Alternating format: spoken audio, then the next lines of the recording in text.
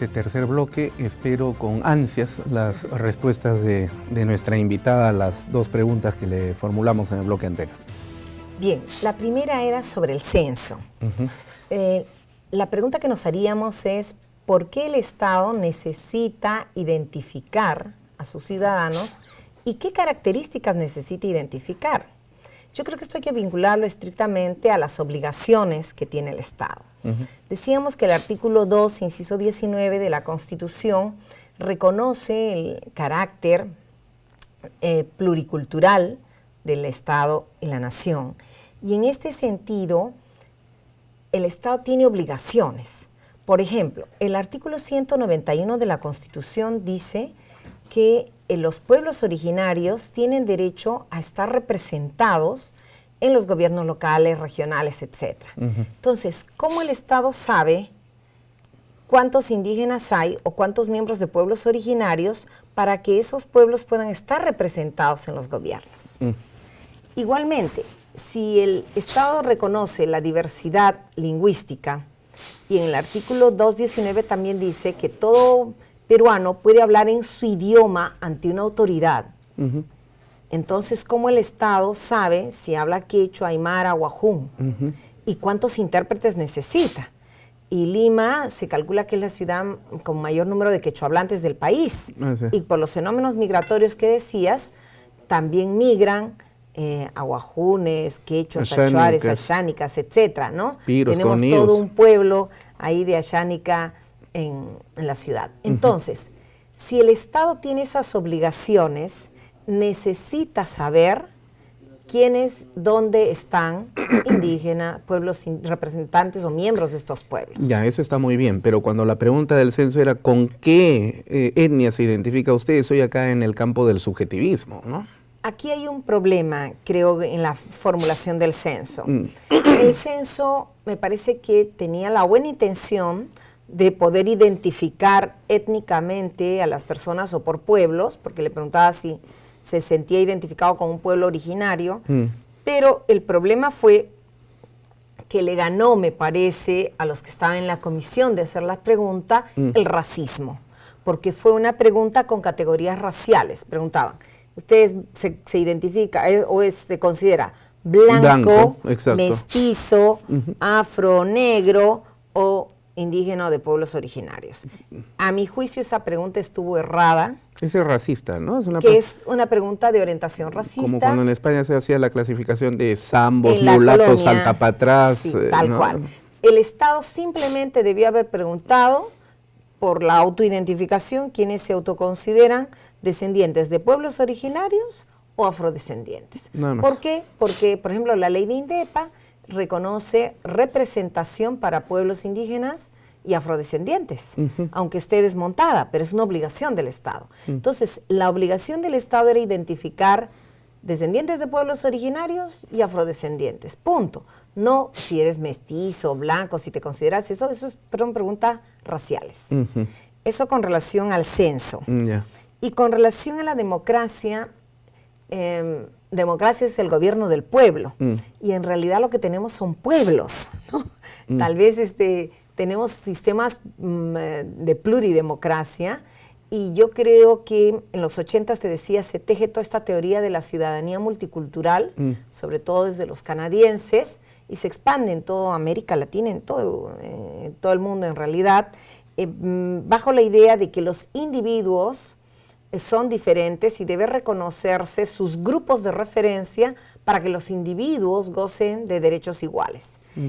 Yo creo que hay un avance después en los 90s, más bien desde ya el pluralismo o el concepto de Estado pluricultural, y finalmente en este siglo, con las constituciones de Bolivia y Ecuador, que no solamente reconocen una democracia donde hay individuos con culturas distintas, o donde hay países con culturas distintas, sino estados con pueblos o naciones diversos, y que esos pueblos, en vez de separarse y hacer una secesión territorial, se sientan en una misma mesa y pueden definir un modelo de Estado donde coexistan pacíficamente en igualdad. Y entonces pasamos a una democracia que ya reconoce la subjetividad de pueblos o naciones. Una democracia funcional, horizontal.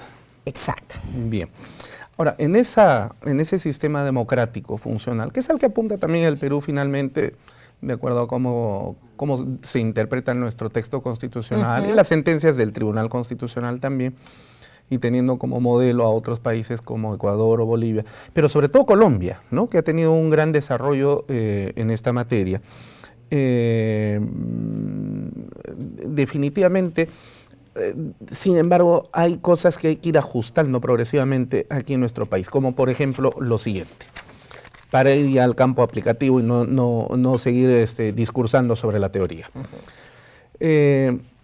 Los artículos 138 y 139 de la Constitución señalan al Poder Judicial como la única entidad que se encarga de administrar justicia, y que el poder de emanar justicia emana del pueblo, pero hay una jurisdicción única. En la Constitución del 79, con una visión más o menos socialista, recordarás que había además el fuero agrario, el fuero laboral, y que estaban fuera del Poder Judicial, porque estaban en el Ministerio de Agricultura, en el Ministerio de Trabajo, y luego cuando ya se acaba esa Constitución, se integran al Poder Judicial y sale un solo aparato institucional. Entonces esto parecería ser la caparazón que evita de que se produzca una jurisdicción indígena. Sin embargo, o una jurisdicción especial. Sin embargo, existiendo ese tenor así rígido de la Constitución, existe el 149, que señala que las comunidades campesinas y nativas, en coordinación con sus rondas, podrán administrar justicia en función de su derecho consuetudinario y teniendo como límites el respeto por los derechos fundamentales. Entonces, esto es tan contradictorio, ¿no?, el 138, el 139 con el 149 de la Constitución, como por ejemplo el artículo 2, inciso 1, con el artículo 140. Porque mientras el 2, inciso 1 dice toda persona tiene derecho a la vida, sin embargo el 140 dice que hay pena de muerte en el Perú. Aunque en la práctica nunca se ha aplicado porque nunca ha habido pena de muerte. Pero ahí está pues el texto constitucional, es decir, un texto inconstitucional dentro de la propia Carta Magna, ¿no es cierto? Son contradictorios, son unas, para hablar kantianamente, hay una antinomia ahí. Y hay una antinomia también, percibo yo, por lo menos a mi juicio, entre el 138 y 139 de la Constitución con el 149. Y sin embargo se ha estado desarrollando la jurisdicción especial, y tú has sido una de las impulsoras de ese tema en el Perú durante estas 3 décadas. ¿Cómo se encuentra la jurisdicción especial en este momento desde el punto de vista del desarrollo del reconocimiento normativo y de la realidad actuante que tenemos en el país? Bien, gracias por la pregunta, porque podríamos efectivamente verlo como una contradicción entre los artículos constitucionales, pero también podríamos decir que hay que leer la Constitución íntegramente, ¿no?, como dicen los alemanes. Entonces, y que la interpretación constitucional pues nos debe llevar a entender un solo texto. Hay ya toda una serie de teorías sobre la interpretación constitucional en las que no vamos a entrar. Simplemente quisiera subrayar eso, que caminemos a una interpretación del texto enfocándolo como una unidad, y a una interpretación pluralista del texto, progresiva, pro derechos humanos, como marca, digamos, la Corte Interamericana, en el sentido de cómo interpretar textos, ¿no?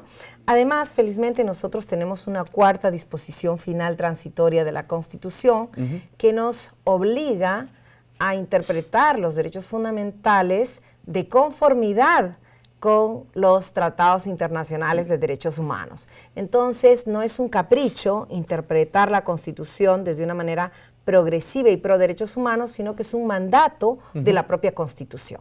Entonces, si nosotros creemos que hay una contradicción o que hay un problema, interpretémoslos, estos derechos, pensando, viendo de conformidad con los tratados internacionales. Entonces, ¿cómo enfocar el 149 de la Constitución, que reconoce la jurisdicción indígena? Le llama jurisdicción especial, copiándose la terminología colombiana, porque claro, en Colombia se calcula que solo el 2% de la población es indígena y el resto no. Entonces se dice lo ordinario y lo especial. Ya. Entonces nosotros nos hemos copiado esa misma terminología, al igual que Bolivia y los demás países de la región. ¿Cuál es el porcentaje aquí en el Perú actualmente en 2018 de población indígena? Lo dirá, bueno, censo. no sabemos si lo dirá el censo con la pregunta que está mal hecha, porque todo el mundo va a decir que es mestizo. Pero antes del censo, Pero, ¿cuál era el promedio? mira, hay un informe oficial que hace el Estado peruano ante la OIT y calcula que es por lo menos un tercio, ¿no? Entre un 30 y un 40% Ya. de población indígena. ¿Y se encuentra distribuida en el país o concentrada en algún lugar? Digamos, se encuentra por lo menos en las 5 o 6 mil comunidades campesinas, Ya. aproximadamente 2.000 comunidades nativas, ya muchos de ellos autoidentificados como pueblos originarios o naciones En o la selva. nacionalidades, ¿no? Sobre todo en el norte se llaman nacionalidades, muy parecido a Ecuador, y en el sur naciones, más parecido a Bolivia, digamos. Y luego también en toda la costa tenemos pues comunidades, las llamadas comunidades campesinas, ¿no? Lo que no estamos contando aquí son los afrodescendientes, que si bien no son originarios, por el convenio 169 de la OIT gozan de los derechos de pueblos indígenas en tanto pues les corresponde y se les puede aplicar, al igual que por las decisiones de la Corte Interamericana. Un paréntesis aquí. Yo siempre me he preguntado, claro, tienen todo el derecho del mundo los afrodescendientes a tener ese reconocimiento, pero ¿y qué pasa con el caso de los chinos? Que fueron importados para cubrir la esclavitud que se dejó por la liberación de los negros después de Ramón Castilla. Ellos parecería que no tuvieran derechos porque no tienen ese reconocimiento que sí tienen los afrodescendientes. Y sin embargo, es una comunidad también bastante fuerte, poderosa, que hasta nos ha generado un legado de su cultura en fusión con el Perú. Y tenemos, por ejemplo, el Chifa. Sí, bueno, en realidad sí tienen, como todos los grupos, tienen derechos culturales y están protegidos por el artículo 27 del Pacto de Derechos Civiles y Políticos. Es decir, tienen derecho a gozar en común con su grupo, su idioma, su cultura, su religión. O sea, esto lo tiene. Pero otra cosa, efectivamente, son distintos los derechos que tienen los pueblos originarios, que tienen derecho al territorio, a la personalidad jurídica colectiva, a la jurisdicción indígena. Claro, ahí está, claro, pero yo me refería a los afrodescendientes. Ahora, los afrodescendientes se les ha aplicado, por tanto el derecho internacional como comparado, derechos específicos por las injusticias históricas que han sufrido. Como a los ¿no? judíos, por ejemplo. Sí, e inclusive en la Corte Interamericana les ha aplicado derechos muy semejantes a los pueblos indígenas, o los mismos podríamos decir, sobre todo si se ha mantenido en formas de vida colectiva. Por ejemplo, los Saramacá en Surinam, o en Chocó, en Colombia, en Brasil los quilombolas, que han mantenido formas de vida colectiva, entonces les han reconocido derechos como a los pueblos indígenas, que es distinto un poco del, digamos, japoneses, chinos, otros que gozarían de derechos culturales, más no derechos territoriales o de jurisdicción propia. Que además no están en situación tampoco de peligro. Exactamente, ¿no? Es otra realidad. Otra realidad. Ya, volviendo al tema de la jurisdicción especial, ¿cuál es el estado actual del desarrollo de la jurisdicción especial? Tú que has trabajado y sigues trabajando ese tema aquí en el país. Entonces, en primer lugar, yo creo que está el tema de la interpretación, de conformidad con los más altos estándares de los derechos humanos. En el Perú hubo una discusión que duró casi hasta el 2009 sobre si, por la fórmula constitucional, quién es el sujeto que puede ejercer jurisdicción indígena. Porque la fórmula dice, se reconoce funciones jurisdiccionales a las autoridades de comunidades campesinas, nativas, con el apoyo de las rondas campesinas. Así es. Entonces, muchos años se decía, no, las rondas campesinas solo pueden ser reconocidos en apoyo de las comunidades.